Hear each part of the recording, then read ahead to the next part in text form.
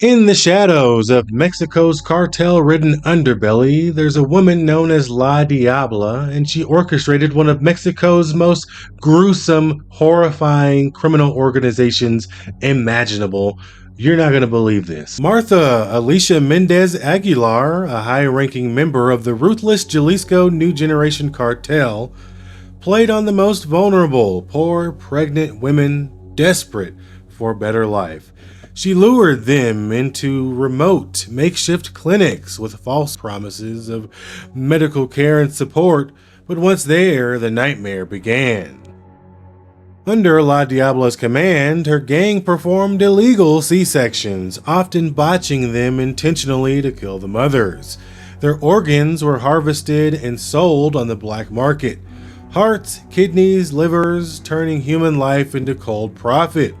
And even newborns were trafficked across the border and sold to unsuspecting couples in the United States for about $14,000 each. It's disgusting and sick, but it only gets worse. This wasn't just trafficking, it was a factory of death, exploiting desperation and destroying families. Authorities estimate dozens of women fell victim, their bodies discarded like trash, while their children vanished into the illicit adoption underworld. But evil like this doesn't go unchecked forever. In September of 2025, finally and thankfully, a U.S.-Mexican joint team set up an operation to take down La Diabla, and they struck hard. U.S. intelligence from the National Counterterrorism Center tracked La Diabla's movements, analyzing patterns and communications that led straight to her hideout. Working with the Mexican Law Enforcement and Special Prosecutor's Office for Women, American agencies like the FBI, U.S. Marshals, Diplomatic Security Service, and U.S. Customs and Border Protection swooped in, La Diabla was captured, her reign of terror shattered in a single coordinated raid. But if you think this was luck, think again. This is from countless hours and hard work from the intelligence agencies and ICE and everyone putting everything together to get these children rescued, to get people like this put underneath the prison, because people like La Diabla simply cannot be walking around on this earth. These are the worst of the worst people, which is why I just cannot understand for the life of me why people are protesting and trying to take the lives of our agents that are trying to keep us safe from people just like La Diabla.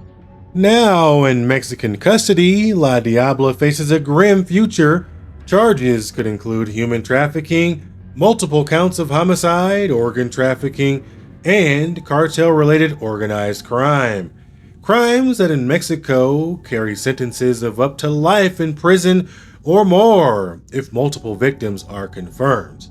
Now I just wish she could end up in American custody, and that is a possibility, as the U.S. may push for extradition, especially given the American buyers and cross-border elements, potentially adding federal charges like international kidnapping or violations under the Trafficking Victims Protection Act. If extradited, she could face decades behind bars in a U.S. Supermax facility. But one thing's certain, her empire is crumbling and investigations continue to rescue survivors and dismantle her network.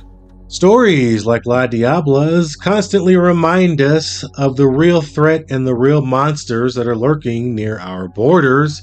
ICE and HSI and Tom Homan are all fighting tooth and nail to keep us all safe from cartel thugs and people just like La Diabla.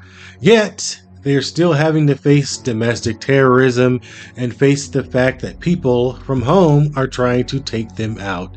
This is absolutely disgusting, but it's what we're dealing with in America. I mean, literally just this week, on September 24th, a gunman opened fire on a Dallas ICE facility from a rooftop, unaliving one detainee and critically injuring two others. An unused bullet was etched with anti-ICE, a chilling symbol of the hatred fueled by years of demonization. This isn't isolated. It was part of a string of political violence with ICE agents shot at facilities targeted and officers assaulted amid calls from the left to abolish ICE and portray them as villains. There is a lot of secrecy surrounding this woman being accused of trafficking babies to the United States. On July 17th, Leslie Godis Carrillo, a 20-year-old woman, was murdered.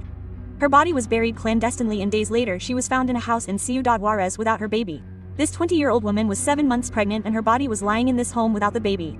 Then on July 19th, Diana Camila Yaguno, 17 years old and originally from New Mexico in the United States, was kidnapped. Upon crossing into Ciudad Juarez, her family received videos showing her being beaten. However, Tania's intelligence sources tell us that this young woman was already murdered when they sent her the videos. Her body was found on July 22nd in another clandestine grave, and according to intelligence sources, there could be a case of minors involved in kidnapping, organized crime by this woman who recruited young people precisely to commit crimes. The devil is also accused of having ties to the group on the border, and her husband and children are also accused of criminal activity. For now, this hearing is being held, Tanya, as I was telling you, with great secrecy, because since yesterday we have not been able to know who the judge was who released this woman for trafficking, and now her case is being held in Ciudad Juarez. She was kept in custody here at the Aquiles Certain cherry tree in the capital of Chihuahua, due to a risky situation, a highly sensitive issue, Daniel, that we are handling with tweezers precisely to give the correct information to the entire audience. We are hoping that the authorities themselves will give us more details about this, because these are horror stories that you are telling us about and the cruelty with which these young women were treated. Now, I truly believe that if it wasn't for the United States government, HSI, ICE, and whatever other groups they put together along with the police force of Juarez, Mexico, they would have never caught her, because obviously she already has been released by one judge in Mexico. So if the United States didn't get involved, it's very likely she could be back out committing crimes again. But I think she's finally going down this time. Now, hopefully, they can round up the rest of the people from that cartel, because we don't need any more La Diablas coming into the United States. This is why. This is why conservatives are frustrated with liberals going on rooftops and trying to take out ICE agents, because they're literally trying to save us and our children from people like La Diabla and these cartels. I don't think anyone would have a problem with not having people like this in the United States or trying to cross the border because they are jailed. But for sure, we need to get every single person that could be even remotely close to as evil as this woman. And the cartels that are working with her are just as bad. They just haven't been caught yet. So I say let ICE do what they need to do. Let HSI, Tom Homan, Kristi Noem, and everyone do what they need to do to get these streets cleaned up from people like La Diabla, from these cartels bringing drugs and trafficking humans. It just all needs to stop. Americans don't deserve it.